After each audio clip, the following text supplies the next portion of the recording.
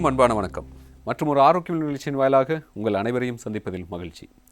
இன்றைய ஆரோக்கியம் நிகழ்ச்சியில் நாங்கள் பேசப்போகின்ற விடயம் இந்த உயர்குருதி அழுத்தம். உயர்குருதி அழுத்தம் ஏன் ஏற்படுகின்றது, அதற்கான சிகிச்சை முறைகள் என்னவாக இருக்கின்றது.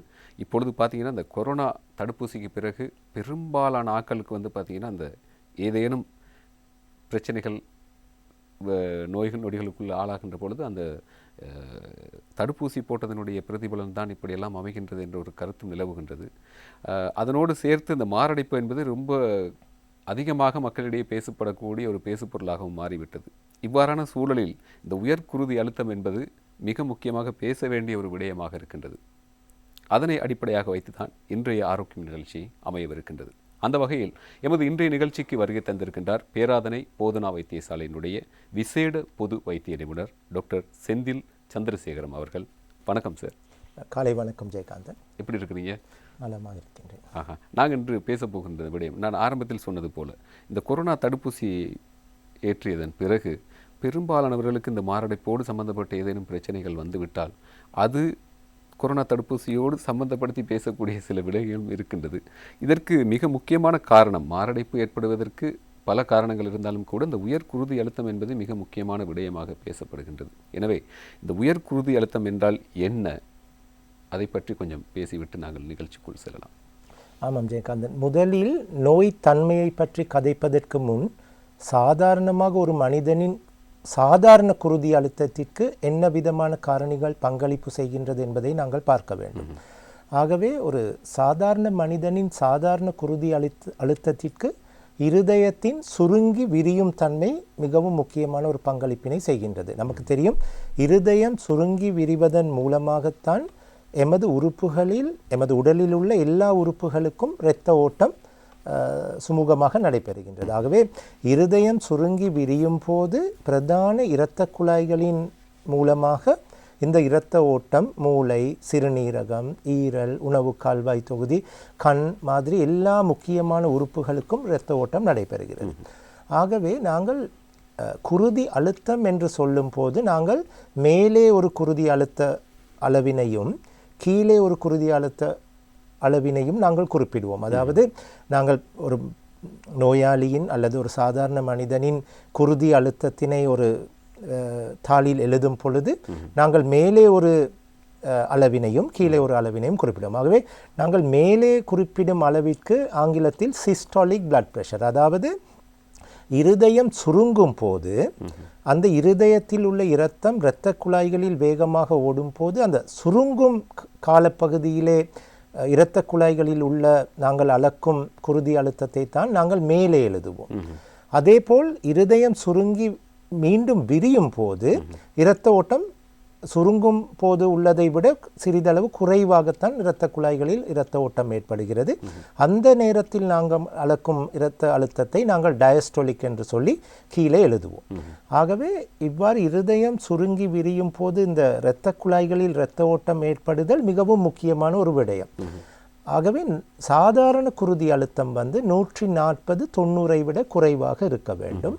ஆனால் பலவிதமான காரணங்களினால் இந்த மட்டத்தினை தாண்டும் போது, நாங்கள் ஒரு மனிதனின் குருதி அழுத்தத்தை சரியான முறையில் அளவிடும் போது அவரின் குருதி அழுத்தம் 140/90 விட அதிக அளவில் நாங்கள் வாசிப்பினை பெற்றுக்கொண்டால் நாங்கள் அந்த நோயாளிக்கு உயர் குருதி அழுத்தம் இருக்கின்றது என்று நாங்கள் அவரை ஒரு உயர் குருதி அழுத்தம் உள்ள நோயாளியாகத்தான் கணிப்பீடு செய்வோம்.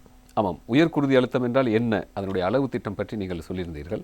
பெரும்பாலும் பார்த்தவருமானால் இந்த இதய துடிப்பு, அதனை மையமாக வைத்து பார்க்கின்ற பொழுது சிலருக்கு இதய துடிப்பினுடைய வேகம் அவர்களுடைய பரம்பரையிலும் சரி அல்லது அவர்கள் பிறந்த நேரத்திலிருந்தே ஒரு கொஞ்சம் அதிகரித்த போக்காக இருக்கலாம் அல்லது குறைந்த ஒரு பதிவினை அது கொண்டிருக்கும்.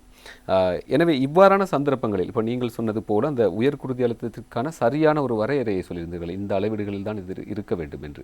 ஆனால் இப்படி பரம்பரை அலகுகள் மூலமாக அல்லது ஒருவருடைய பிறப்பின் அடிப்படையிலேயே இப்படி ஏதாவது ஏற்றத்தாழ்வுகள், அதில் ஏதேனும் மாற்றங்கள் ஏற்படுவதை சாதாரணமாக எடுத்துக்கொள்ளக்கூடியதாக இருக்குமா, அல்லது அதனை நீங்கள் எப்படி பார்க்கின்றீர்கள்? நீங்கள் குறிப்பிட்டது போல் இருதய துடிப்பின் வேகம் அதிகரித்தல் அநேகமாக பரம்பரையாக வரும் தன்மையை விட அவர்களின் வாழ்க்கை முறை காரணமாக, அதாவது அவர்கள் அதிக அளவில் மது அருந்தினால் அல்லது அவர்களின் மன அழுத்தம் அதிகரித்தால் அல்லது சில நேரங்களில் சுரப்பிகளின் தொழிற்பாடு அதிகரிக்கும் இடத்தில் இருதய துடிப்பு அதிகரிக்கலாம். ஆகவே பொதுவாக இருதய துடிப்பு குறைந்தால் உயர்குருதி அழுத்தம் ஏற்படாது. எனினும் இருதய துடிப்பு அதிகரிக்கும் சந்தர்ப்பங்களில் அவர்களின் குருதி அழுத்தம் அதிகரிக்கலாம். இந்த இடத்தில் இந்த உணவு பழக்க வழக்கங்கள் பற்றியெல்லாம் நாங்கள் பேச வேண்டியிருக்கின்றது. அதற்கு முன்னர் இலங்கையில் இந்த உயர்குருதி அழுத்தம் இதனுடைய தாக்கம் எப்படி இருக்கின்றது, இலங்கையினுடைய நிலைமை எப்படி இருக்கின்றது உயர்குருதி அழுத்தம்? இது மிகவும் முக்கியமான கேள்வி. என்னவென்றால், நாங்கள் அதிக அளவில் நீரிழிவு நோயினை பற்றி கதைக்கின்றோம். அதை பற்றிய கருத்தரங்குகள் அதிக அளவில் நடைபெறுகின்றது. மக்களும் நீரிழிவு நோயை பற்றி ஓரளவு அவர்களின் அறிவு நல்ல மட்டத்தில் தான் இருக்கின்றது. எனினும் ஆமாம் டாக்டர், நாங்களும் பார்த்தோம்னால் ஒவ்வொரு வருடமும் இந்த மாதத்தினை, இந்த நவம்பர் மாதத்தினை நீரிழிவு விழிப்புணர்வு மாதமாக கருத்தில் கொண்டு ஆரோக்கியம் நிகழ்ச்சியின் வாயிலாக கூட அதனை பற்றி அதிகமாக பேசக்கூடிய ஒரு வாய்ப்பும் இருக்கின்றது. இறுதியாக நாங்கள் நடத்தியிருந்த ஆரோக்கியம் நிகழ்ச்சியில் கூட அதை பற்றி நாங்கள் நிறைய விடயங்களை பேசியிருந்தோம். அதாவது இலங்கையில் நாளில் ஒருவருக்கு நீரிழிவு நோய் இருப்பதாக கூட அறியக்கூடியதாக இருந்தது அந்த நிகழ்ச்சியின் மூலமாக. சொல்லுங்கள்.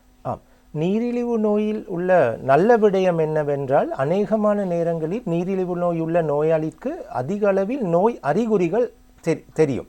அதாவது அவர்கள் சில நேரம் அதிக அளவில் சிறுநீர் கழிப்பார்கள், அதிக அளவில் தண்ணீர் அருந்துவார்கள், உடல் மெலியும், கண் பார்வை மங்கலாகலாம், அதிக அளவில் தூக்கத்தன்மை ஏற்படலாம். ஆகவே நீரிழிவு நோயாளிகளுக்கு நோய் அறிகுறிகள் தன்னால் உணரக்கூடியதாக இருக்கும்.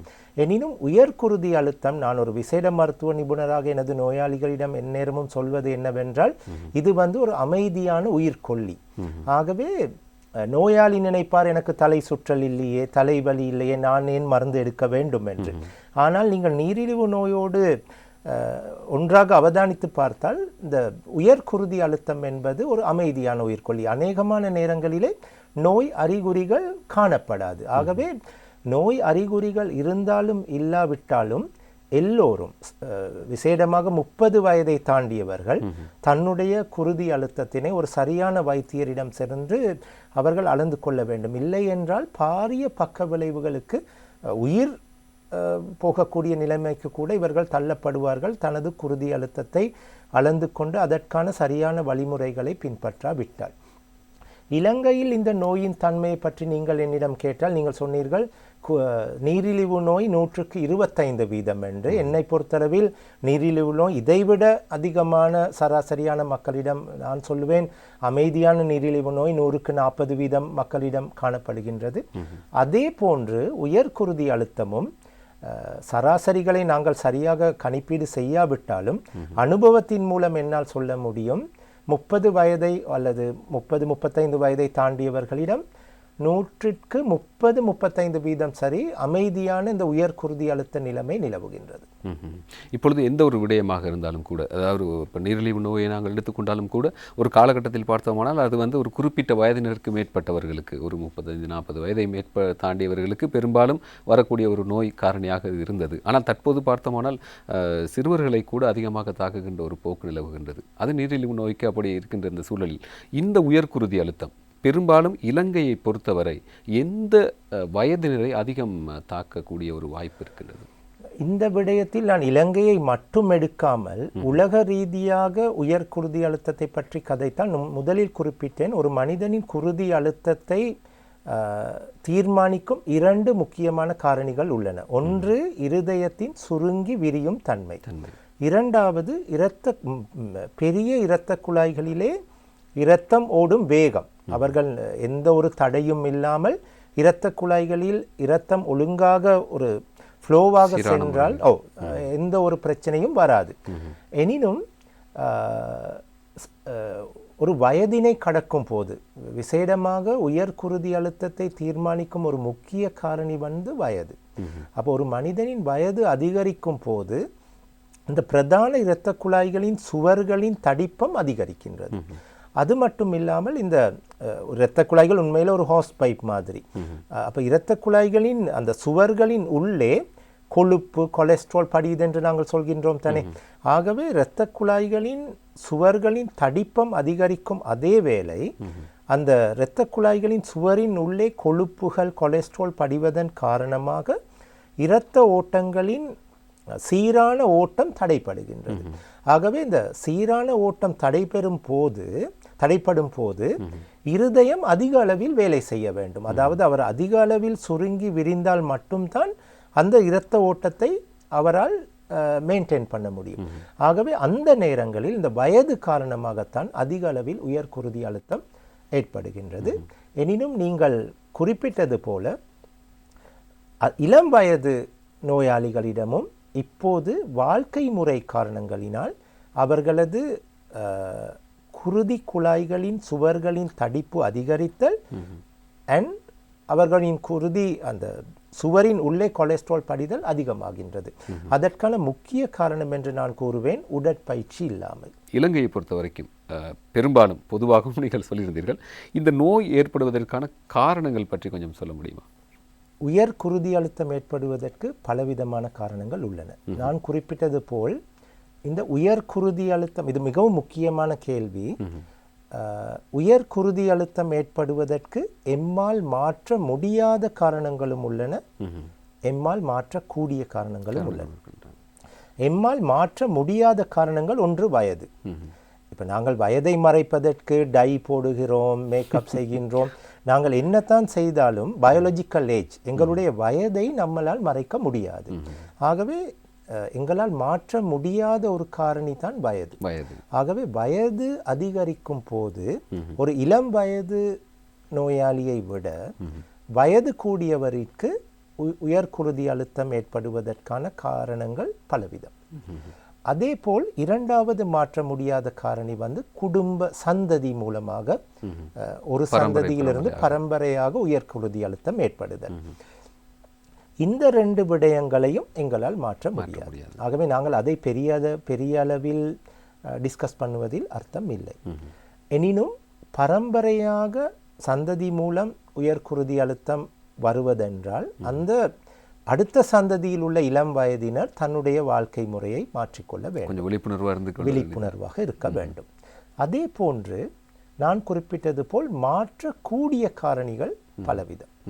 அதில் இப்போதுள்ள இளம் சமுதாயத்தினருக்கு நான் சொல்ல வேண்டிய விடயம் என்னவென்றால், அவர்கள் மிகவும் சொகுசாக வாழுகின்றார்கள். அதாவது உடற்பயிற்சி செய்வதற்கான முயற்சிகள் குறைவு. தொலைபேசியை கையில் வைத்துக்கொண்டு சோஷியல் மீடியா அடிக்ஷன், அதற்கான காரணத்தினால் அவர்கள் ஒரே இடத்தில் இருந்து கொண்டு தனது நேரத்தினை செலவிடுகின்றார்கள். அதாவது அவர்கள் செய்கின்ற வேலைகளும் அப்படித்தான் இருக்கின்றது. கணினிக்கு முன்பாகவோ அல்லது பெரும்பாலும் இருந்து செய்யக்கூடிய ஒரு வேலைகளையும் செய்கின்றார்கள். தங்களுக்கு கிடைக்கின்ற மேலதிக நேரங்களை கூட நீங்கள் சொல்வது போல தொலைபேசியிலேயே அப்படி மூழ்கிவிடுகின்ற ஒரு போக்கு நிலவுகின்றது. அந்த நீங்கள் முதலில் குறிப்பிட்டீர்கள் கொரோனா. நாங்கள் எக்ஸ்கியூஸ் கூறுவதில் மிகவும் திறமைசாலிகள். கொரோனா சென்றும் 4 வருடங்கள் ஆகிவிட்டது.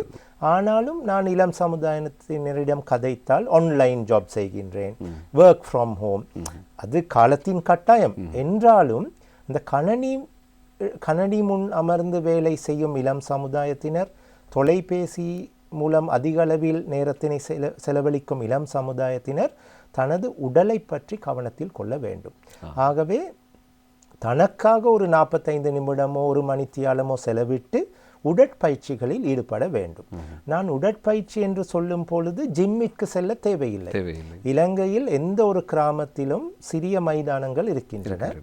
மைதானத்திற்கு சென்று இயற்கையான காற்றுடன் பச்சையான சூழலை பார்த்து கொண்டு அமைதியாக ஒரு 45 நிமிடம் நடந்தாலே அது ஒரு நல்ல உடற்பயிற்சி. சிறு தூரங்களில் உள்ள கடைகளுக்கு சாமான்கள் வாங்க செல்லும் பொழுது நடந்து செல்லலாம். முச்சக்கர வண்டிகளை பாவிக்காமல் விடலாம். படிகள் ஏறுவதை பயன்படுத்தி லிஃப்டை பாவிக்காமல் இருந்தால் அது மிகவும் அழகாக அமையும். ஆகவே தயவு செய்து இளம் சமுதாயத்தினர் அவர்கள் உடற்பயிற்சியினை செய்ய வேண்டும். அதே போன்று உணவு பழக்க வழக்கங்கள், அதாவது சில யூடியூப்கள் மூலம் விளம்பரப்படுத்தும் பிழையான டயட் முறைகளுக்கு சென்று நார்த்தன்மையான காய்கறிகள் பழங்களை குறைந்த அளவில் சாப்பிட்டு அவர்கள் பலவிதமான இந்த ஃபாஸ்ட் ஃபுட் கடைகளில் விற்கும் உணவுகளை அதிக மலிந்து அளவில் போய் உண்ணுகிறார்கள். கிடக்கின்றது. சமூக வலைத்தளங்களில் சமூக பார்க்கும்போது அப்படியே வலைத்தளங்களில். மலிந்து போய் இருக்கிறது. இந்த டயட்டை வந்து யாரு கண்டினியூ பண்றங்கிற பிரச்சனையே இன்னைக்கு ஒரு பெரிய ஒரு பேசு பொருளாக இருக்க வேண்டிய ஒரு நிலைமையாக இருக்கின்றது இல்லையா? அது இல்லாமல் இளம் சமுதாயத்தினர் மன அழுத்தம், டிப்ரெஷன், ஆங்ஸைட்டி, இப்போதுள்ள சமுதாய நிலைமைகள், காதல் தோல்விகள், வேலையின்மை, பலவிதமான விரக்திகளுக்கு மத்தியில் மன அழுத்தம். ஆகவே உடற்பயிற்சி இல்லாமை, தொலைபேசியில் அதிக அளவில் காலத்தினை கடத்துதல், உணவு முறைகளில் ஏற்பட்டுள்ள மாற்றங்கள், மன அழுத்தங்கள், இந்த மாதிரியான பல விடயங்கள் எங்களால் மாற்றக்கூடியவை. ஆகவே எல்லாருமே, நாங்கள் எல்லோருமே அந்த விடயங்களில் அதிக அளவு கவனத்தினை செலுத்தினால் இந்த மாதிரியான தொற்று மூலம் பரவாத உயர்குருதி அழுத்தத்தை நம்மளால் கட்டுப்படுத்த முடியும். ரொம்ப அருமையாக சொல்லியிருந்தாங்க. என்னென்னா ஒரு குறிப்பிட்ட ஒரு காலப்பகுதிக்கு மேலே நாங்கள் வந்து என்ன செய்கிறோம், கொஞ்சம் வயசு போயிட்டா ஒரு டையை பூசியோ இதையோ செஞ்சு எங்களுடைய வயது தோற்றத்தை ஏற்படுத்தக்கூடிய வெளித்தோற்றங்களில் நாங்கள் பெரிய மாற்றங்களை கொண்டு வருகின்றோம். ஆனால் அந்த உயர்குருதி அழுத்தம் போன்ற இந்த மாதிரியான நோய்கள் வருகின்ற பொழுது நாங்கள் எங்களுடைய வாழ்க்கையில் கண்டிப்பாக மாற்ற வேண்டிய சில மாற்றங்கள் இருந்து கொண்டு தான் இருக்கின்றது. ஆண்டாண்டு காலமாக காலங்காலமாக சொல்லிக் கொடுக்கக்கூடிய ஒரு விடயம் தான் இந்த விழிப்புணர்வு விடயங்கள் தான். போதிய அளவு உடற்பயிற்சி செய்யுங்கள். அதற்கு மிக முக்கியமான காரணம் ஆரம்ப காலகட்டத்தில் இருந்த தொழில்முறைகள் இயக்கங்களோடு தொடர்பு பட்டவை. எங்களுடைய உடல் இயங்கி தொழிற்படக்கூடிய வாய்ப்புகள் இருந்தது. இப்பொழுது உடற்பயிற்சி என்பது கண்டிப்பாக நாங்கள் செய்ய வேண்டிய ஒரு விடயமாக இருக்கின்றது. உடற்பயிற்சி, போதியளவான உடற்பயிற்சி என்பது உயர்குருதி அழுத்தம் மாத்திரமல்ல, ஏனைய எல்லா விதமான நோய்களிலும் இருந்தும் எங்களை விடுவித்துக் கொள்ளக்கூடிய ஒரு வாய்ப்பு நிலவுகின்றது. இந்த இடத்தில் இந்த மன அழுத்தம் பற்றி நீங்கள் சொல்லியிருந்தீர்கள் டாக்டர். மன அழுத்தம் கூட உயர்குருதி அழுத்தத்தை ஏற்படுத்துவதற்கான வாய்ப்புகள் இருப்பதாக, அதுவும் நம்பப்படக்கூடிய ஒரு விடயமாகத்தான் இருக்கின்றது. அதனுடைய உண்மைத்தன்மை எப்படியாக இருக்கின்றது, அதை பற்றி என்ன சொல்ல விரும்புகிறீர்கள்? மன அழுத்தம் அதிகரிக்கும் போது எமது மூளையில் உள்ள சுரப்பிகளின் தொழிற்பாட்டில் வித்தியாசம் நடைபெறுகின்றது. ஆகவே ஒருவருக்கு ஆங்ஸைட்டி, அதிக பதற்றம் அல்லது மனச்சோர்வு தன்மை, டிப்ரெஷன் ஏற்படும் இடத்தில் அந்த மூளையில் சுரக்கும் ஒரு சில ஹோமோன்களின் தொழிற்பாடு அதிகரிக்கும் இடத்தில் அந்த ஹோமோன்கள் இரத்த குழாய்களில் ஏற்படுத்தக்கூடிய பாரிய பக்க விளைவுகள், அதாவது நான் குறிப்பிட்டது போல் சுவரின் தடிப்பம் அதிகரித்தல் அல்லது மன அழுத்தம் காரணமாக அதிக அளவில் கொலஸ்ட்ரால் குருதி குழாய்களில் படிதல் காரணமாக அவர்களது குருதி அழுத்தம் அதிகரிக்கலாம். அது இல்லாமல் மன அழுத்தம் அதிக பதற்றம் இருக்கும் இடத்து தூக்கம் தடைபடுகின்றது. நான் அந்த தூக்கத்தை பற்றி குறிப்பிட வேண்டும். தூக்கம் ஒழுங்காக அமையாவிட்டாலும் ஸ்ட்ரெஸ் ஹோமோன்ஸ், பதற்ற ஹோமோன்களின் தொழிற்பாடு அதிகரித்து உயர்குருதி அழுத்தம் ஏற்படலாம். ஆகவே மீண்டும் நான் சொல்ல விரும்பும் இன்னொரு விடயம் நான் மறந்துவிட்டேன் முதலில், சரியான உறக்கம் ஒரு மனிதனுக்கு தேவை. அதாவது எங்களுடைய வாழ்க்கையில் 24 மணித்தியாலத்தினை எடுத்துக்கொண்டால் இரவு 10 மணியிலிருந்து காலை 5 மணி வரை ஒரு 7 மணித்தியாலம் நாங்கள் மிகவும் ஆழ்ந்த ஒரு உறக்கத்திற்கு செல்ல வேண்டும். ஆகவே இந்த மன அழுத்தம், மனச்சோர்வு தன்மைகளில் நாங்கள் தூக்கத்தினை, ஒரு நல்ல உறக்கத்தினை இழக்கும் போது அதன் காரணமாகவும் உயர்குருதி அழுத்தம் ஏற்படுகின்றது. உயர்குருதி அழுத்தத்தோடு தொடர்புடைய ஏனைய நோய்கள் பற்றி கொஞ்சம் சொல்லிவிடுங்க. நான் முதலில் குறிப்பிட்டேன், மாற்ற முடியாத காரணிகளை பற்றி நான் கதைக்கப் போவதில்லை. ஏனென்றால் உயர்குருதி அழுத்தம் சந்ததி மூலம் வயது காரணமாக ஏற்படும் இடத்து நாங்கள் மற்ற நோய்களை பற்றி கதைத்து அர்த்தம் இல்லை. எனினும் நான் சொன்னேன் சொகுசான வாழ்க்கை ஒன்று. ஆகவே இந்த அநேகமான நேரங்களில் ஒன்று சொகுசான வாழ்க்கை அல்லது மன அழுத்தங்கள். ஆகவே நான் குறிப்பிட்டது போல் அநேகமான நேரங்களிலே இந்த சொகுசான வாழ்க்கை வாழுமிடத்து நீரிழிவு நோய், கொலஸ்ட்ரால், இந்த 2 நோய் தன்மைகளும் அதிக அளவில் காணப்படுகின்றன. ஸோ நீங்கள் கேட்ட கேள்விக்கு முதலாவது பதில் என்னவென்றால், நீரிழிவு நோயும் கொலஸ்ட்ரால் அதிக அளவில் உள்ளவர்களுக்கு உயர்குருதி அழுத்தம் ஏற்படும் வாய்ப்புகள் அதிகம். அப்படி இல்லாவிட்டால் உயர்குருதி அழுத்தம் உள்ளவர்களுக்கு நீரிழிவு நோய், கொலஸ்ட்ரால் ஏற்படக்கூடிய வாய்ப்புகள் அதிகம். இது மூன்றும் நிர்ணயிக்கப்படுவது வாழ்க்கை முறை, மன அழுத்தம் மூலமாக. இரண்டாவது நான் சொன்ன மாதிரி பதற்றம், அதிக தன்மை, ஆங்ஸைட்டி, அப்படி இல்லாவிட்டால் மனச்சோர்வு, டிப்ரெஷன். இந்த விடயங்களை கதைக்கும் அதே வேளையில் எமது உடலில் குருதி அழுத்தத்தை நிர்ணயிக்கும் காரணிகளில் ஹோமோன்களும் சிறுநீரகமும் இருதயத்துடன் இணைந்து முக்கிய பங்களிப்பினை செய்கின்றன.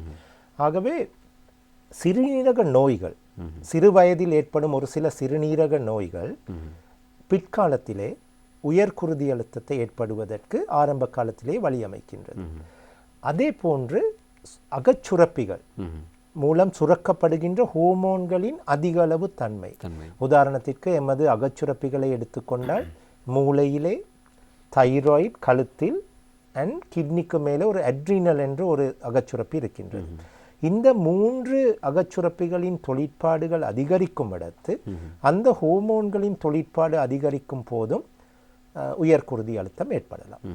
அது இல்லாமல் நாங்கள் மறக்கக்கூடாத இன்னொரு விடயம், கர்ப்பிணி காலத்தில் ஒரு கர்ப்பிணி தாய்க்கு பிரஷர் ஏற்பட்டால் குழந்தை பெற்றுக்கொண்ட பிறகு 100க்கு ஒரு 30லிருந்து 50% தாய்களுக்கு பிற்காலத்தில் உயர்குருதி அழுத்தம் ஏற்படலாம்.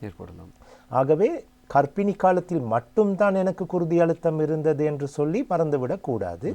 அதற்கு பிறகும் சரியான வைத்தியரின் மூலம் ஒரு 3 மாதத்திற்கோ 6 மாதத்திற்கோ ஒரு முறை இளம் பெண்கள் தன்னுடைய குருதி அழுத்தத்தை அளந்து கொள்ள வேண்டும். இந்த நேரத்தில் எந்த ஒரு நோயாக இருந்தாலும் ஏதோ ஒரு வகையில் உடலில் சில அறிகுறிகளை வெளிப்படுத்திவிடும். எனவே அந்த அடிப்படையில் நாங்கள் இப்பொழுது பேசப்போகின்ற இந்த விடயம் ரொம்ப ரொம்ப முக்கியமான விடயமாக இருக்கின்றது.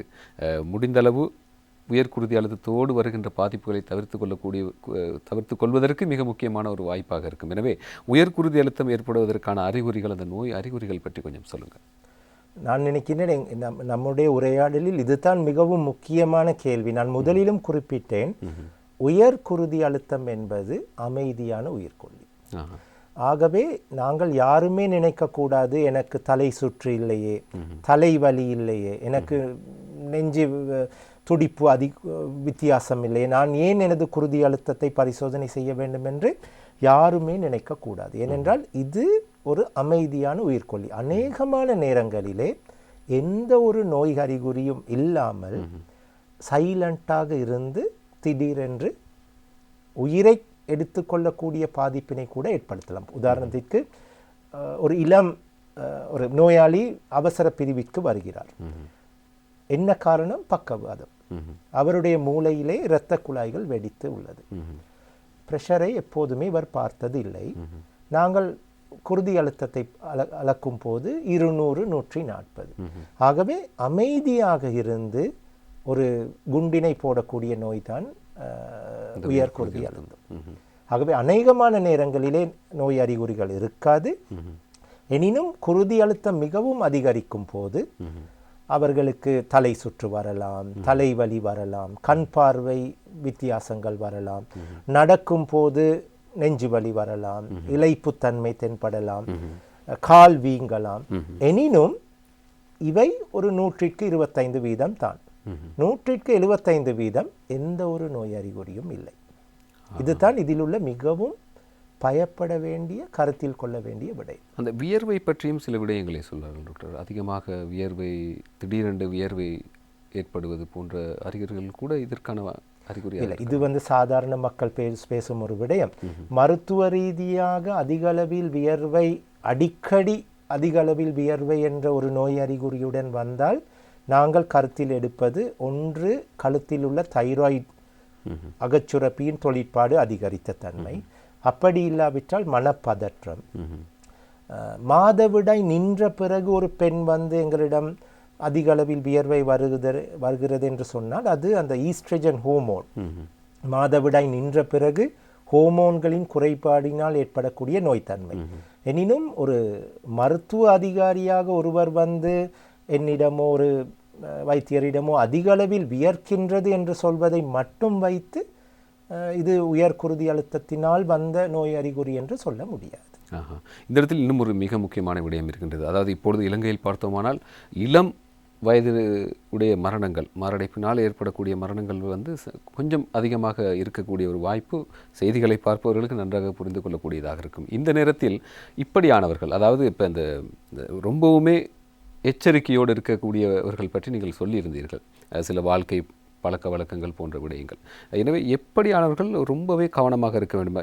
என்னவென்று கேட்டால் ஆரோக்கியமாக இருப்பவர்களும் சரி, சில நேரங்களில் நீங்கள் சொல்லியிருந்தீர்கள் இது ஒரு சைலன்ஸ் கில்லர் என்று, எங்களை அறியாமலே எங்களுக்குள் பாதிப்பை ஏற்படுத்தக்கூடியது. எனவே எல்லோருமே பதற்றமடைய வேண்டிய ஒரு தேவை இல்லை.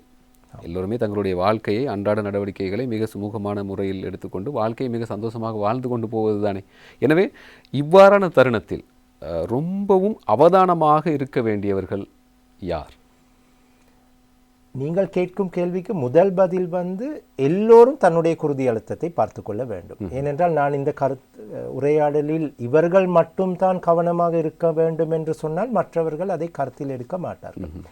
ஆகவே முக்கியமாக 30 வயதை தாண்டியவர்கள், அதைவிட குறைந்த வயது உள்ளவர்களும், இது ஒரு சின்ன விடயம். சரியான மருத்துவரிடம் சென்று தனது குருதி அழுத்தத்தை அளப்பது என்பது ஒரு 5 நிமிடம் 10 நிமிட வேலை. ஸோ அனைவருமே 20 வயதோ 25 வயதை தாண்டிய பிறகு வருடத்திற்கு ஒரு முறை சரி தன்னுடைய குருதி அழுத்தத்தை அளப்பது சிறந்ததென்று நான் எண்ணுகிறேன். ஏனென்றால் இப்போது இளம் வயது குருதி அழுத்தம் கூடியவர்களின் அளவு அதிகரித்து கொண்டு செல்கின்றது. எனினும் நீங்கள் கேட்ட கேள்விக்கு ஸ்பெசிஃபிக்காக நான் பதில் சொன்னால், பரம்பரையாக குருதி அழுத்தம் உள்ளவர்கள், அதாவது தன்னுடைய பாட்டிமார், தாத்தாமார், அம்மா அப்பா, மாமா, சித்தி, அப்படி குடும்பத்தில் பரம்பரையாக உயர் குருதி அழுத்தம் கடத்தப்படுகின்றனர் என்றால் சந்ததி மூலமாக அந்த சந்ததியில் உள்ள இளம் வயதினர் தன்னுடைய குருதி அழுத்தத்தை பரிசோதித்து கொண்டு மற்றவர்களை விட அதிக அளவில் அவதானமாக இருக்க வேண்டும். இரண்டாவது, சிறு வயதில் சிறுநீரக நோய்கள் ஏற்பட்டவர்கள் பிறகு தான் பெரிய ஆளாகும் போது குருதி அழுத்தத்தை பற்றி கவனத்தில் கொள்ள வேண்டும்.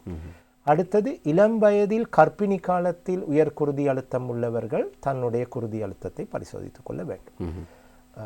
நீரிழிவு நோய், கொலஸ்ட்ரால் மாதிரியான நோய் தன்மை உள்ளவர்கள் அதிக அளவில் கவனத்தை எடுக்க வேண்டும். அது இல்லாமல் மிக முக்கியமான ஒரு குரூப் தான் உடல் பருமன் அதிகரிப்பு. அதாவது நாங்கள் 6ஆம் வகுப்பு சயின்ஸ் புத்தகத்திலே படிக்கின்றோம் BMI, அதாவது எமது உயரத்துக்கேற்ற பருமன். அப்போ தனது உயரத்துக்கேற்ற பருமனை விட BMI அதிகம் என்றால் அந்த மாதிரியான நபர்கள் தன்னுடைய குருதி அழுத்தத்தை பற்றி கவனத்தில் கொள்ள வேண்டும். அதே போல் நீங்கள் பார்த்திருப்பீர்கள், அதிக அளவில் குரட்டை விடுபவர்கள், அவர்கள் மிகவும் பருமனாக இருப்பார்கள். அவர்களுடைய மனைவியோ வீட்டில் உள்ளவர்கள் வந்து சொல்வார்கள், வைத்தியரே இவர் குரட்டை விடுவார், நான் அந்த ரூமிலிருந்து நான் வேறொரு அறையில் போய் படுக்கின்றேன், இவரோடு என்னால் படுக்க முடியாது. ஏனென்றால் அப்போ அதற்கு சொல்வது அப்ஸ்ட்ரக்டிவ் ஸ்லீப் அப்னியா என்ற ஒரு வைத்திய கண்டிஷன் ஒன்று இருக்கின்றது. அந்த மாதிரியான உடல் பருமன் அதிகரித்து குரட்டை விடுபவர்கள் உயர் குருதி அழுத்தம், மாரடைப்பு நோய்கள் ஏற்படுவதற்கு அதிக அளவில் வாய்ப்புகள் உள்ளன. ஜெயகாந்தன், நீங்கள் இது என்னுடைய வைத்திய வாழ்க்கையிலே கடைசி 4 வருடங்களில் மருத்துவம் குறைவாக சம்பந்தப்பட்டவர்கள் கேட்கும் கேள்விதான், இந்த கொரோனா வேக்சின் காரணமாகத்தான் பிரஷர் கூடியுள்ளது, மாரடைப்புகள் அதிக அளவில் ஏற்படுகின்றது, இது உண்மையா வைத்தியரே என்று எல்லோரும் கேட்பார்கள். அந்த நிகழ்ச்சியை ஆரம்பிக்கின்ற நேரத்தில் நான் சொன்னதற்கான மிக முக்கியமான காரணம் நீங்கள் சொன்னது போலதான். இந்த காரணம் சொல்வது இன்னொரு விடயத்தின் மேல் பழி சுமத்துவது என்பது அதிகரித்து கொண்டிருக்கின்ற அது மனிதர்களுக்கே இருக்கின்ற இயல்பான ஒரு விடயம். ஆனால் ஒரு ஆரோக்கியமான வாழ்க்கை என்று வருகின்ற பொழுது அது எங்களை தான் பாதிக்கும். நாங்கள் வெறுமனே ஒரு கொரோனா தடுப்பூசியின் மீதோ அல்லது வேறு ஒரு வாழ்க்கை முறையின் மீதோ வெறுமனே பழியை போடுவது என்பது எங்களுக்கு நாங்களே ஏற்படுத்தி கொள்கின்ற மிகப்பெரிய ஒரு பாதிப்பாக இருக்கின்றது. ஏனென்றால் ஒரு வைத்தியராக என்னால் சொல்ல முடியும், நாங்கள் கொரோனா காலத்தில் அதிக அளவில் நோயாளிகளுடன் சம்பந்தப்பட்டதன் மூலமாக என்னால் சொல்லக்கூடிய விடயம் என்னவென்றால், நான் எந்த ஒரு ஸ்பெஷல் வேக்சினையும் பற்றி குறிப்பிடவில்லை என்றாலும் உலக ரீதியாக இந்த தடுப்பூசி மூலமாக மரணங்களின் அளவு, கொரோனா காரணமாக ஏற்படும் மரணங்களின் அளவு பெருமளவில் குறைக்கப்பட்டது இந்த தடுப்பூசி மூலமாக. எனினும் இந்த தடுப்பூசி காரணமாக அதிக அளவில் உயர் அழுத்தமோ குருதி அழுத்தமோ மாரடைப்போ அதிக அளவில் ஏற்படுகின்றது என்பதற்கான விஞ்ஞான ரீதியான ஆராய்ச்சிகள் நடத்தப்படவில்லை. ஆகவே நாங்கள் ஒரு மனித இயல்பு என்னவென்றால், தன்னுடைய ஃபீல்டை தவிர்த்து தனக்கு சம்பந்தப்படாத விஷயங்களை நாங்கள் பெருமளவில் விமர்சனங்கள் பண்ணுவதில் நாங்கள் திறமைசாலிகள். ஆகவே ஒரு வைத்தியராக என்னால் சொல்ல முடியும், இந்த தடுப்பூசி காரணமாகத்தான் உயர்குருதி அழுத்தம் அதிகரித்துள்ளதோ மாரடைப்பின் அளவு அதிகரித்துள்ளதோ என்று சொல்ல முடியாது. ஆமாம், வெறுமனே பழியை போடுவதும் காரணங்களை சொல்லி கொண்டிருப்பதும் எங்களுடைய ஆரோக்கியத்துக்கு நாங்களே செய்து கொள்கின்ற ஒரு மிகப்பெரிய ஒரு ஒரு அபத்தம் என்று தான் சொல்லக்கூடியதாக இருக்கும். அதனைத்தான் வைத்தியர் அவர்களும் மிக அழகான முறையில் இங்கே சொல்லியிருந்தார்கள். காரணம் யாரை கேட்டாலும் அப்படியான ஒரு காரணங்களை சொல்லிவிட்டு நகர்ந்து செல்லக்கூடிய ஒரு போக்கு நிலவுகின்றது. ஆனால் இந்த உயர்குருதி அழுத்தம் என்பது நீரிழிவை போலதான் சரியான முறையில் எங்களை நாங்களே பரிசோதனை செய்து கொள்ள வேண்டியதனுடைய முக்கியத்துவம் வலியுறுத்தப்பட வேண்டும். ஏனென்றால் ஒரு நபர் அவர் குடும்பத்தில் அவர்தான் அந்த ஒரு அச்சாணியாக இருப்பார். அந்த நபருடைய வாழ்க்கை ஒட்டுமொத்த குடும்பத்தினுடைய ஆரோக்கியத்திற்கு மிக மிக முக்கியமான ஒன்றாக இருக்கின்றது. எனவே அதன் அடிப்படையில் தான் அப்படியான விழிப்புணர்வை மக்கள் மத்தியில் கொண்டு வர வேண்டும் என்ற ஒரு நிலையில் தான் இன்றைய நிகழ்ச்சியை நாங்கள் நடத்தி கொண்டிருக்கின்றோம். அந்த வகையில் இந்த உயர்குருதி அழுத்தத்திற்கான பரிசோதனை முறைகள், ஒரு வைத்தியர் எப்படியான பரிசோதனை முறைகளை செய்வீர்கள் ஒரு உயர்குருதி அழுத்தம் இருப்பதை உறுதி செய்து கொள்வதற்கு? ஜெயகாந்த், நீங்கள் குறிப்பிட்டது போல் எவ்வாறு அளக்க வேண்டும் என்பதற்கு முதல் நான் ஒரு சிறு விடயத்தை குறிப்பிட வேண்டும். நீரிழிவு நோய் என்பது ஒரு மனிதனுக்கு நெடுங்கால பாதிப்புகளைத்தான் அதிக அளவில் ஏற்படுத்தும். ஒரு நீரிழிவு நோயினால் ஒரேடியாக மரணம் ஏற்படுவதற்கான வாய்ப்புகள் மிகவும் குறைவு. எனினும் நீங்கள் குறிப்பிட்டது போல் உயர்குருதி அழுத்தம் ஒரு மனிதனின் வாழ்வை ஒரு நிமிடத்தில் இல்லாமல் செய்யலாம். ஆகவே நீங்கள் சொன்னது போல் ஒரு குடும்ப தலைவனாக இருக்கலாம், தலைவியாக இருக்கலாம், அச்சாணி போல் இருந்து திடீரென்று ஒரு மரணம் ஏற்படுவதற்கான அதிக அளவில் திடீர் மரணங்கள் ஏற்படுவதற்கான முக்கிய காரணி நீரிழிவு இல்லை, உயர்குருதி அழுத்தம். இப்பொழுது நீங்கள் என்னிடம் கேட்டீர்கள், ஒரு மனிதனுக்கு உயர்குருதி அழுத்தம் உள்ளதா என்பதை எவ்வாறு நிர்ணயிக்கின்றோம் என்று. இது மிகவும் முக்கியமான விடயம். ஒரு சில வைத்தியர்களும் இதை கவனத்தில் கொள்ள வேண்டும், தாதிமாரும் கவனத்தில் கொள்ள வேண்டும். இந்த விடயத்தை ஒரு குருதி அழுத்தத்தை அளக்கும் முறையினை புறக்கணிப்பு செய்துள்ளார்கள் என்று தான் நான் சொல்லுவேன். ஏனென்றால் ஒரு நோயாளி ஒரு வைத்தியரிடம் சென்று தனக்கு உயர்குருதி அழுத்தம் உள்ளதா என்று பரிசோதிக்கும் விடத்து நோயாளி செய்ய வேண்டிய சில விடயங்கள் உள்ளன, வைத்தியர் செய்ய வேண்டிய சில விடயங்கள் உள்ளன. நான் என்னுடைய அறையிலே நான் நோயாளிகளை பார்க்கும் போது உயர்குருதி அழுத்தம் உள்ளதா என்று பரிசோதிக்க வந்த நோயாளி அவர் வெளியே அமர்ந்திருக்கும் போது கவலைப்பட்டோ கோவப்பட்டோ வைத்தியர் இவ்வளவு நேரம் மற்ற நோயாளியிடம் செலவிடுகிறாரே என்று ஒரு பதற்ற நிலைமையுடன் இருக்கக்கூடாது. அவர்கள் வெளியே அமர்ந்திருக்கும் போது அமைதியாக அமர்ந்திருக்க வேண்டும். தொலைபேசியை பார்த்து மன அலைச்சல் உருவாகும் விடயங்களை பார்த்தோ பக்கத்தில் உள்ள நோயாளியுடன் தர்க்கங்களில் ஈடுபடாமல் 15 நிமிடம் அமைதியாக இருக்க வேண்டும், குறைந்த அளவு. அடுத்தது, அந்த இரத்த குருதி அழுத்தத்தை பரிசோதிக்கும் தினத்திற்கு முதல் இரவு அவர்கள் 7 மணித்தியாலம் ஒரு நல்ல உறக்கத்தினை அடைந்து தான் வர வேண்டும். அதாவது தூங்காமல் உறக்கத்தை இல்லாமல் வந்து குருதி அழுத்தத்தை பரிசோதிக்க கூடாது. அதையே நினைத்து கொண்டு இருக்க. மூன்றாவது விடயம், கடைசி 24 மணித்தியாலம் புகை அருந்துதல், மதுபானம் அருந்துதல் இல்லாமல் தான் வர வேண்டும். கடைசி 1 மணித்தியாலம் உடற்பயிற்சியில் ஈடுபடாமல் கோப்பி தேநீர் அருந்தாமல் வர வேண்டும். அடுத்தது, அவர்கள் மாலை 5 மணிக்கு வைத்தியரிடம் வருவதென்றால் அதற்கு முன் பிரதான உணவு, அதாவது மத்திய உணவை எடுத்துத்தான் வர வேண்டும். உணவு அருந்தாமல் வந்து உயர்குருதி அழுத்தத்தை அளவிடக்கூடாது. அதே போன்று அவர் வைத்தியரின் அறைக்கு வந்த பிறகு வைத்தியரும் அவசரப்படுத்தக்கூடாது. நான் உன்னை அவசரமாக பார்க்க வேண்டும் என்று கடிந்து பேசாமல் அன்பாக பேசி நோயாளியை கதிரையில் அமர்த்தி ஒரு 2 நிமிடம் அவருடைய சுகத்தை விசாரித்து அவசரப்படுத்தாமல் அதன் பிறகுதான் குருதி அழுத்தத்தை அளக்க வேண்டும். அந்த உயர் குருதி அழுத்தம் இருக்கின்றதா என்று பரிசோதிக்கும் போது அந்த போடுகிற கஃப், அந்த சுற்றும், அந்த மெஷினுக்கு சுற்றும் இதை இருதய மட்டத்தில் தான் போட வேண்டும். போட்டுவிட்டு ப்ரெஷர், அதாவது குருதி அழுத்தத்தை அளக்கும் போது நோயாளியும் கதைக்கக்கூடாது, வைத்தியரும் கதைக்கக்கூடாது. 2 பேரும் சண்டை போட்டுக்கொண்டோ வாக்குவாதத்தில் ஈடுபட்டோ நாங்கள் குருதி அழுத்தத்தை அளந்தால் உயர்ந்த அளவில் நாங்கள் குருதி அழுத்தம் காட்டப்படும். ஆகவே 2 பேரும் அமைதியாக இருந்து குருதி அழுத்தத்தை அளக்க வேண்டும். நாங்கள் குருதி அழுத்தத்தை அளக்கும் பொழுது நாங்கள் பெறும் முதலாவது ரீடிங்கையே நாங்கள் ப்ரெஷர் என்று எடுக்கக்கூடாது. முதல் ரீடிங்கை புத்தகத்தில் எழுதிவிட்டு 1 நிமிடம் அமைதியாக இருந்து 2வது ரீடிங்கை எடுக்க வேண்டும். அதற்கு பிறகு 1 நிமிடம் இருந்து 3வது ரீடிங்கை எடுக்க வேண்டும். அப்போ உண்மையான குருதி அழுத்தம் என்று எடுப்பது 1 3வது ரீடிங். அப்படி இல்லாவிட்டால் 2வது 3வது ரீடிங்கின் ஒன்று கூடலின் சராசரி. அப்படி இல்லாமல் அவசரமாக பார்த்து உனக்கு குருதி அழுத்தம் இருக்கிறது என்று சொல்லக்கூடாது. அதே போன்று நோயாளி தனது கால்களை அகற்றி நேராக அமர்ந்து பதற்றம் இல்லாமல் இருக்க வேண்டும். இந்த மாதிரி விடயங்களை செய்தால் மட்டும்தான் ஒரு சரியான முறையில் நாங்கள் குருதி அழுத்தத்தினை அளந்து இருக்கின்றோம். உயர்குருதி அழுத்தத்தால் வரக்கூடிய ஏனைய உடற்பாதிப்புகள் என்ன?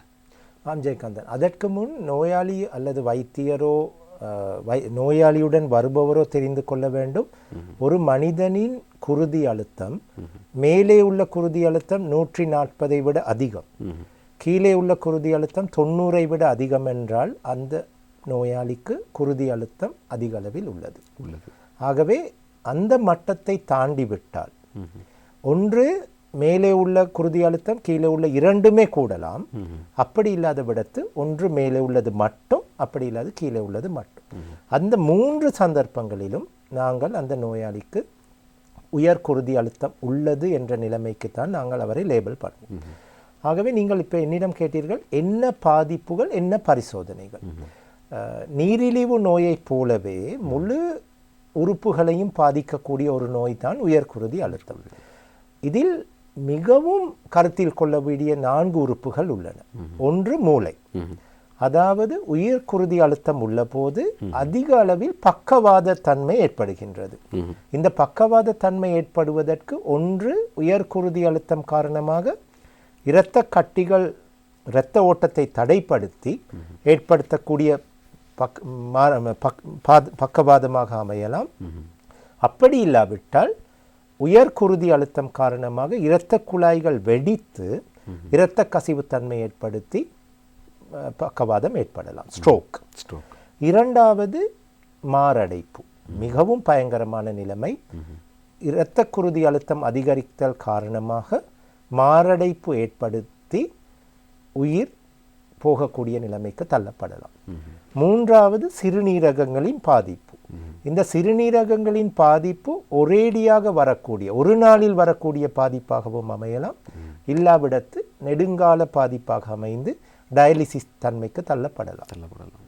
கண் பார்வை குறைந்து சில நேரங்களில் இரத்த குழாய்களின் வெடிப்பு ஏற்பட்டு ஒரேடியாக குருட்டுத்தன்மை ஏற்படுதல், இதனாலும் தான் முக்கியமான பக்க விளைவுகள். இது இல்லாமல் ஆண்குறி தொழிற்பாடுகள் குறைந்து மலட்டுத்தன்மை ஏற்படுதல், பாதங்களின் இரத்த ஓட்டம் குறைந்து காலை சில நேரங்களில் வெட்டக்கூடிய தன்மை, ஈரலில் ஏற்படக்கூடிய பாதிப்புகள், இந்த மாதிரியான பாதிப்புகளும் ஏற்படலாம். எனினும் முக்கியமாக பக்கவாதம், மாரடைப்பு, சிறுநீரகங்களில் ஏற்படும் பாதிப்பு, கண் பார்வையில் ஏற்படும் பாதிப்புகள் தான் ஏற்படுகின்றன. ஆகவே நீங்கள் குறிப்பிட்டது போல் உயர் குருதி அழுத்தம் உள்ள ஒருவர் தனக்கு உயர் குருதி அழுத்தம் உள்ளது என்று தெரிந்து கொண்ட பிறகு நான் குறிப்பிட்டேன், அவர்களுக்கு அதிக அளவில் கொலஸ்ட்ராலும் டயபெட்டிஸ் நீரிழிவு நோயும் ஏற்படலாம். ஆகவே உயர் குருதி அழுத்தம் உள்ள எல்லோரும் தன்னுடைய கொலஸ்ட்ரால் டெஸ்டையும் நீரிழிவு நோய் உள்ளதா என்ற இரத்த பரிசோதனையையும் செய்ய வேண்டும். அது இல்லாமல் இருதய தொழிற்பாட்டை பார்த்து கொள்வதற்கு இசிஜி, எக்கோ அதையும் செய்ய வேண்டும். சிறுநீரகத்திற்கான ஒரு ஸ்கேன், சிறுநீரக இரத்த பரிசோதனைகளை செய்ய வேண்டும். சிறுநீரகம் மூலமாக புரோட்டீன் செல்கின்றதா என்று பார்ப்பதற்கு யூரின் டெஸ்ட் ஒன்றை செய்ய வேண்டும்.